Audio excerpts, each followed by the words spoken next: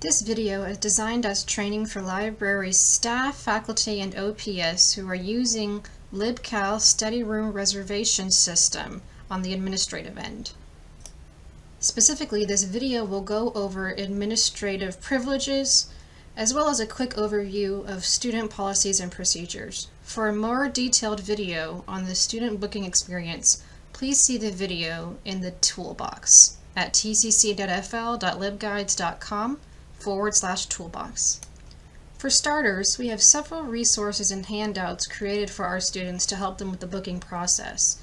Please consult any of the handouts available at our service desks or on the study room doors, or consult your supervisor if you have any other questions. Students can use these handouts to book a study room using the QR code on the flyer or by typing the link below, tcc-fl.libcal.com/. Students are also able to book rooms from our website. Students are able to book rooms from 30 minutes to 2 hours at a maximum of 4 hours a day currently. Each of our study rooms will have a table, chair, whiteboard, and at least one power outlet. Whiteboard markers are also available at our service desk for them upon request. These are our current terms and conditions that students must agree to when reserving their study rooms. They agree to use the rooms for academic purposes, not socializing or group meals. They agree to not bring hot or messy foods into the study rooms, to bring drinks with lids, place all trash in bins before leaving, and to be considerate of those around them and keep their noise to a minimum. Students who do not follow our terms and conditions will be banned from using our study rooms. A very important detail for us to inform our students is they must confirm their bookings with their TCC email. If they do not confirm their booking within 30 minutes, it will be purged from the system. Getting your study room will vary depending on which you booked.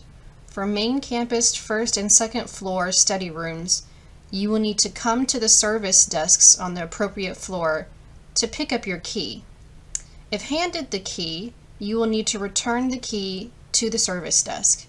If your room is unlocked for you instead, you will need to notify staff upon your leaving so that the room may be removed from your account or made available for the next person.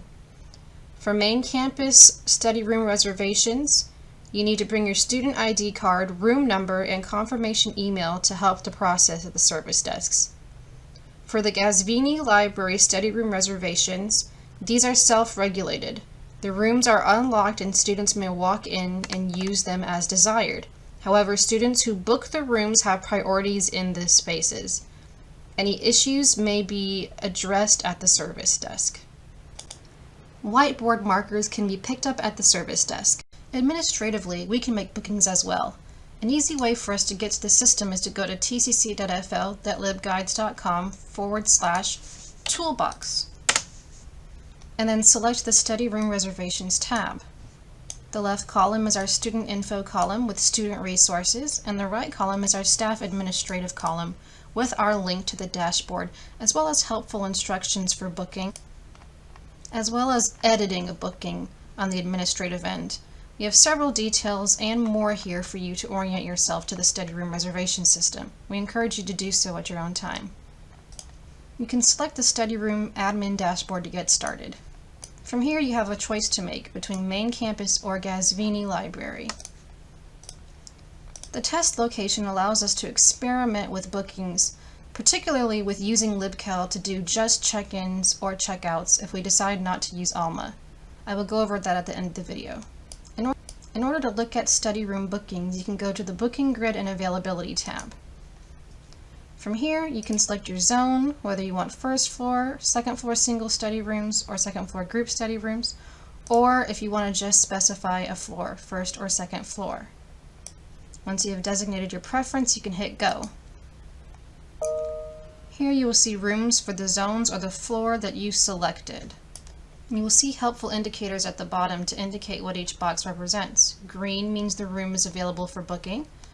Red means that the room has been reserved, and when you hover over, you'll see the room and the student's information and the specific times they reserved. Red with dashes means that the room was reserved and the student has shown up for the room. Other colors that are important you will see here. Blue indicates padding, times that are automatically scheduled to help students transition between reservations, and and unavailable, which may be due to various reasons, whether we are closing or padding or a student is in the process of booking. Administratively, we could book out to several days in advance. However, students can only book out to 3 days in advance, and this is currently what we are promoting to students. You will notice we also currently have 1 presentation space designated. And 271 is offline due to maintenance issues, indicated by the white space for no bookings. For advanced administrative privileges, such as changing the naming, labeling, or taking something offline, you will want to consult with Trisha Elton or your supervisor. When students walk in, we are highly going to encourage them to book in advance. There are flyers you can hand the students. In the event the student is unable to book themselves or have not booked ahead, you are welcome to book them using our administrative system by clicking the indicated space. In this case, I have selected room 231. It'll ask you the start time. If the student walked in at an odd time, we are able to administratively put in the time that they walked in. You can designate the space, whether it's that specific room or a different one. So I will go back with my 231 booking, and it'll default to a 2-hour loan. If you know the student's going to be in there for a shorter time or a longer time, and if you approve this, you may edit it here. At this point, we put our students' information in the fields, as well as their student email address. It's important to note we want to put the student's email here and not our own. We want to make sure that they receive the confirmation. It also important is to check the box that says send confirmation email to user. This is how the student will know you've booked the room for them if you decide to do it administratively. You can add an internal note as needed here as well. You can then click add booking, and it will tell you that you've done it successfully. Since I've done it as an administrator, the student does not need to confirm the booking. It is automatically done.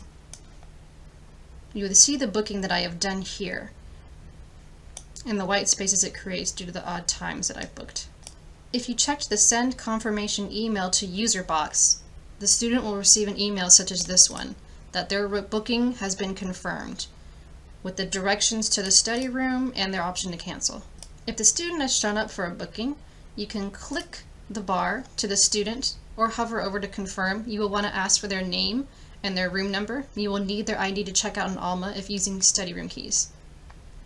Scrolling down further, once you've clicked the bar to their booking, you can confirm the student's information, and you can confirm the times. If you need to edit this event for whatever reason, say the student leaves early, or maybe the room was accidentally circulated and you need to give them another room, you can modify the booking here by clicking the link.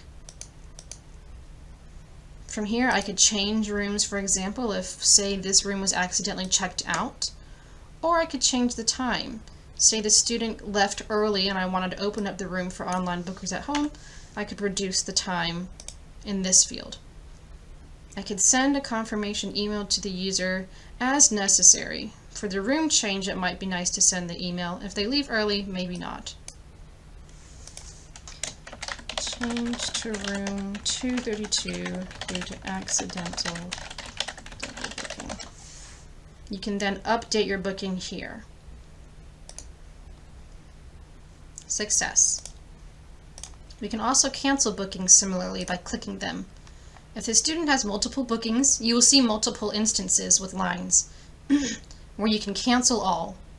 Or if you want to cancel singularly, you could click it and hit cancel booking as well. If you want to send a confirmation email for whatever reason to confirm this cancellation, you can check the box to do so and add your internal note.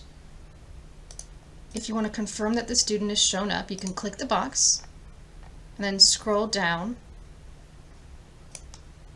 and click user showed up, yes or no. When you do yes, it will show up with striped lines. No is also helpful for us to know if the student's a no-show. You can add internal notes to records, such as student did not show, or student brought food, or was warned about noise, etc. in these fields, and add your notes. You can track the notes for your user history here by clicking the profile and seeing previous notes that was placed for the patron, as well as that specific individual's data and usage of the study rooms. Again, to cancel bookings, we can cancel all, or click and cancel booking. And add a note and send email to the user. This is defaulted unless unselected. And now the booking is purged. You can also add a booking using this Add Booking feature and add a single or recurring booking. Recurring bookings may be for those who we know regularly come in, but this must be administratively decided by a supervisor. Otherwise, we can add our single bookings here as well and edit the spaces for exactly what we want and submit times. If you want to test the function of LibCal to be able to check in and check out user information, if you don't use keys, for example, or the Alma system, you can go to Test Location, drop down the zone to Test Zone, and select Go. You can then select the time. The time doesn't matter as much since this is just a test space, but you can adjust as you'd like. Hit Submit, and then put in your information. If you want to send an email to yourself, you can, and then hit Add Booking, and hit Close. You can then, if you're pretending on the administrative side to check in or check out a student, you can click the box, and down here you'll see it says Check In has not checked in yet. So if the student walks in hypothetically and we were not using Alma or keys, then you would check in now. Again, this is administratively decided. As of right now on main campus we are using Alma and keys. But if you're a supervisor, your campus has another process, then you can use a test location to test out LibCal for checking in and checking out keys. This is its process. You can continue to add internal notes as needed. When the student is done with the room and they return to you to let you know or bring back a key, you can then check out now here. And that's it. I hope you have found this video helpful. If you have any questions, please feel free to contact your supervisor.